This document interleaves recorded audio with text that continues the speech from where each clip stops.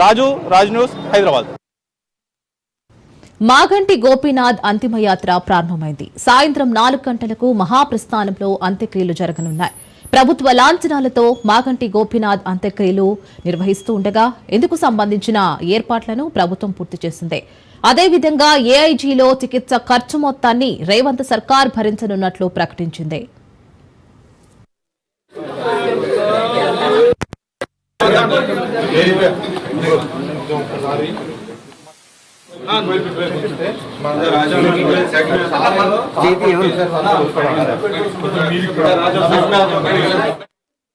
మాగంటి గోపీనాథ్ ఇంటికి బీఆర్ఎస్ అధినేత కేసీఆర్ వెళ్లారు.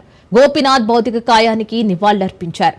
గోపీనాథ్ మృతదేహాన్ని చూసి బోరున విలిపించారు కేసీఆర్.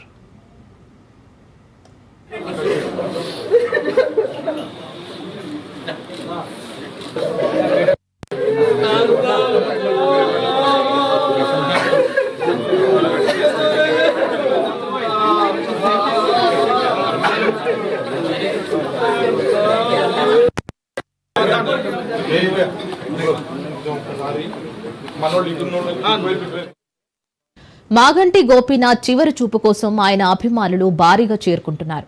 బీఆర్ఎస్ కార్యకర్తలు సైతం పెద్ద ఎత్తున తరలివస్తున్నారు. మాగంటి గోపీనాథ్ మృతి పట్ల బీఆర్ఎస్ అధినేత మాజీ సీఎం కేసీఆర్ సంతాపం వ్యక్తం చేశారు. ఆయన మరణం పార్టీకి తీరని లోటు అని అన్నారు. గోపీనాథ్ ఎంతో కష్టపడి రాజకీయాల్లో అంచెలంచెలుగా ఎదిగారని అన్నారు. సామ్యుడైన ప్రజానేతగా పేరు సంపాదించారని అన్నారు. మాగంటి కుటుంబం అభిమానులకు కేసీఆర్ ప్రగాఢ సానుభూతి తెలిపారు.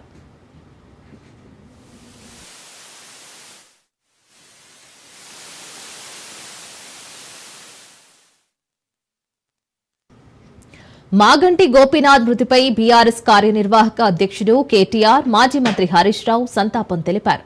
ఆయన అకాల మరణం తీవ్రంగా కలిచివేసిందని అన్నారు. గోపీనాథ్ ను కోల్పోవడం బీఆర్ఎస్ కు తీరని లోటు అని అన్నారు. 3 సార్లు ఎమ్మెల్యేగా జూబ్లీహిల్స్ నియోజకవర్గ అభివృద్ధికి కృషి చేశారని అన్నారు. జూబ్లీహిల్స్ ప్రజల తలలో నాలుకగా ఉండేవారని అన్నారు. తెలంగాణ బీజేపీ చీఫ్ కిషన్ రెడ్డి ఈ మాటలు అన్నారు.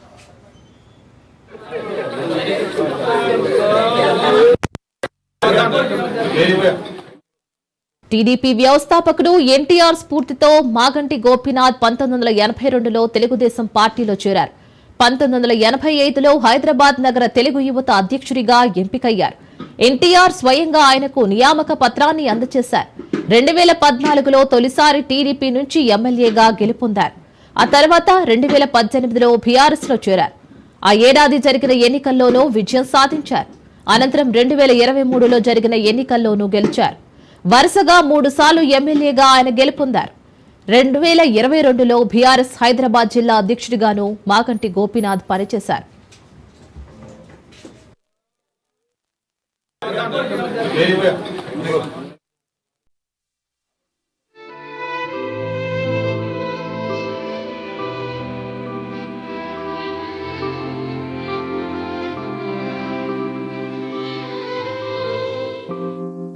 ఎమ్మెల్యే మాగంటి గోపీనాథ్ ఉదయం 5:45 హైదరాబాద్లోని గచ్చబౌలి ఏఐజీ ఆసుపత్రిలో కన్నుమూశారు.